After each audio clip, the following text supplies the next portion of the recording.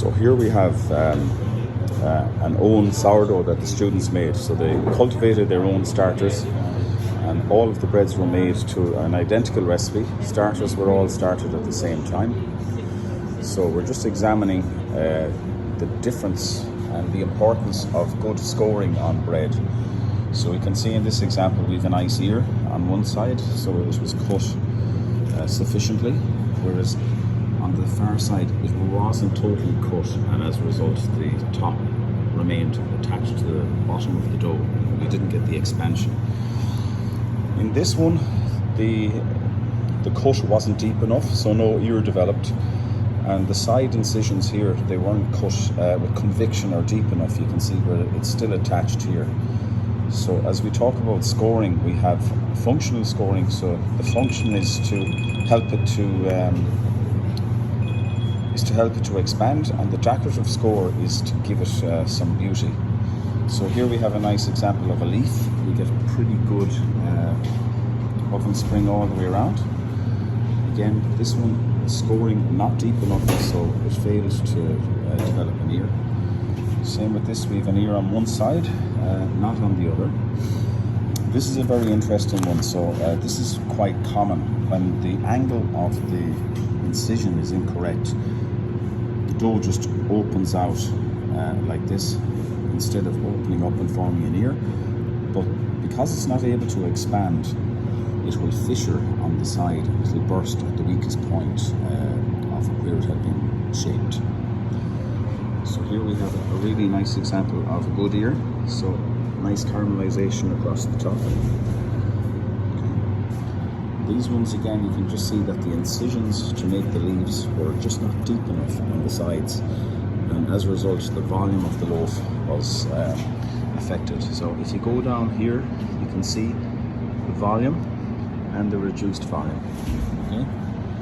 Same again here with the scoring. Would have achieved more volume if it had been scored deeply. So here's a beautiful loaf, really nice scoring, nice decorative leaf. You can see the lovely ear that we have. And there's the leaf. Again, had this been scored sufficiently on the other side, you would have got a nice balance, and this would have sat up almost like a plate on top, and you would have got more 3D. This is an example of, again, insufficient scoring.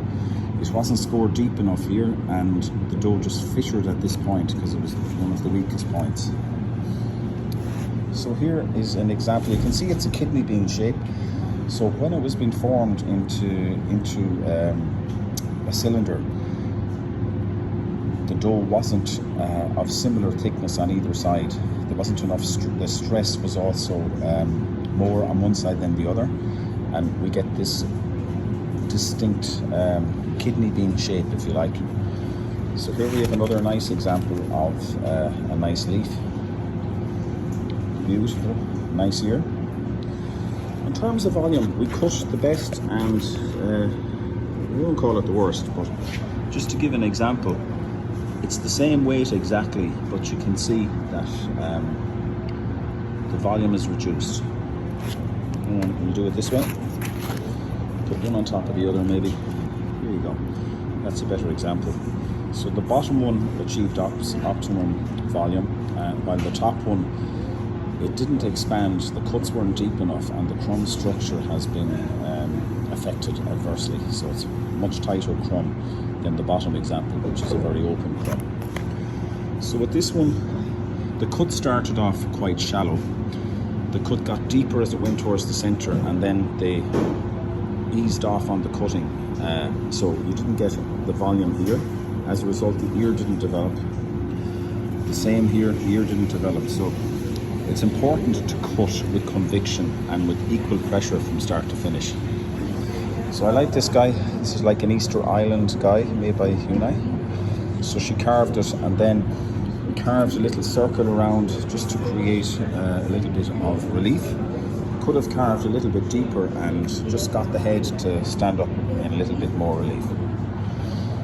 So there we go, an interesting study of exactly the same recipe, made at the same time, baked at the same time, and the importance of scoring correctly. Okay. More to follow.